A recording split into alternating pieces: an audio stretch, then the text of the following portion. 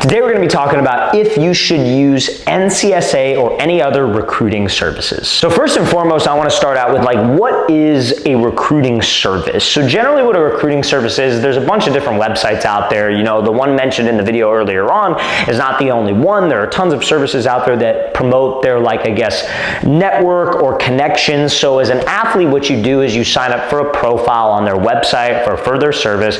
You pay X amount of dollars, and essentially what they'll do is you could create a profile on there, you could upload your film, you can make a profile picture, etc.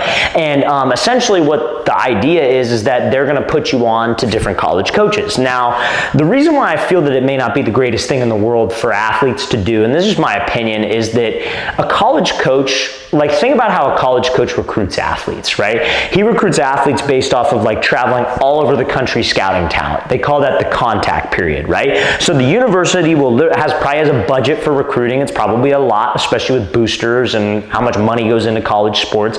But what they'll do is they'll fly a coach. Let's say I'm the receiver coach for the University of Texas, right? I will fly to a specific state and not only recruit the receivers, but I'm in charge of recruiting all positions. And then what I do is I report back to Texas and I give all those positions. We put them up on a board. We watch film on them. Okay, we like this guy. We like that guy. I saw that guy in person. I like him. And then we kind of narrow down our list of guys that we're interested in, guys that we may invite to camps, guys that we may offer, guys that we may give a verbal offer to, whatever the case may be, right? So all I want to know is why in the hell would a college coach take the word of some recruiting site that is getting paid to put the players on? Because me personally, I just feel like that's a conflict of interest. I feel like if I'm paying X amount of dollars for somebody to promote me, if I'm the guy that they're promoting the kid to, I'm probably thinking, well, is this guy even really that good? Because he's just paying them a bunch of money and they kind of have to.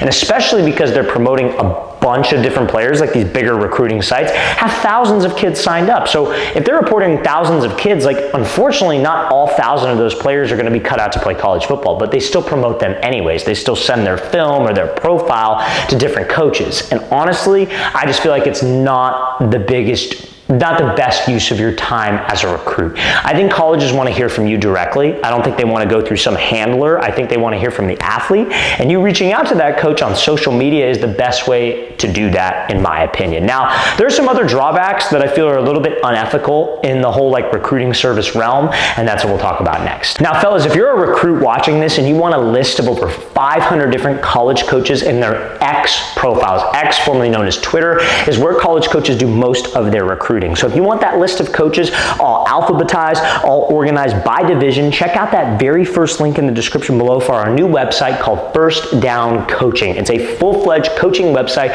where we're trying to connect you with over 500 different college coaches. So guys, if that's of interest to you, check out that very first link in the description below. Now, some of the unethical things that I think a lot of these recruiting services do is they'll take your info and honestly, I don't want to say that they sell your info because I have no proof that they actually do that. But I just think a lot of times athletes need to use common sense in these situations, just because okay, let's think about it. You sign up for the big recruiting site that we all know the name of, and you make a profile and it's a free profile, right? You do the free profile, you don't want to pay the thousands of dollars that they're asking, so you make a free profile, right? Then all of a sudden you get an email from some college that you've probably never heard of, and they're inviting you to their camp. They're inviting you to spend $200. So it's not really an invite, but that's another conversation.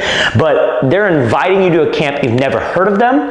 They've never seen your film. They've never seen you work out. So what I think is going on is that I think they're taking all of these free profiles and sending that email or sending their profile to these colleges that potentially could pay a fee for that. And then it's just an exchange of information. So if I'm a college and let's say I pay the recruiting site, a couple $1,000 for 1,000 emails, and I send out 1,000 invite emails, and let's say I get 60 people to sign up for a $200 camp. I just made my money back right there. I made a lot of my money back because that's what colleges rely on, especially those smaller schools.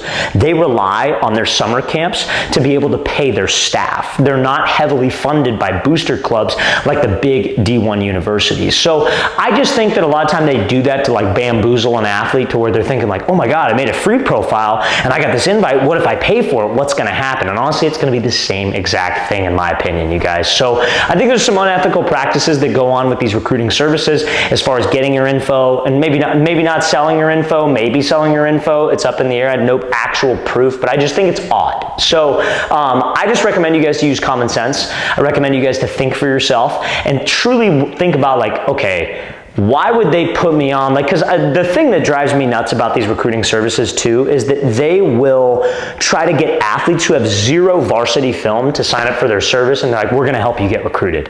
How are they going to help you get recruited if you don't have any film? Like, what are they going to do? Like, clips of you working out in t-shirt and shorts and send it to their D1 connections or their D2 connections? They're not, guys.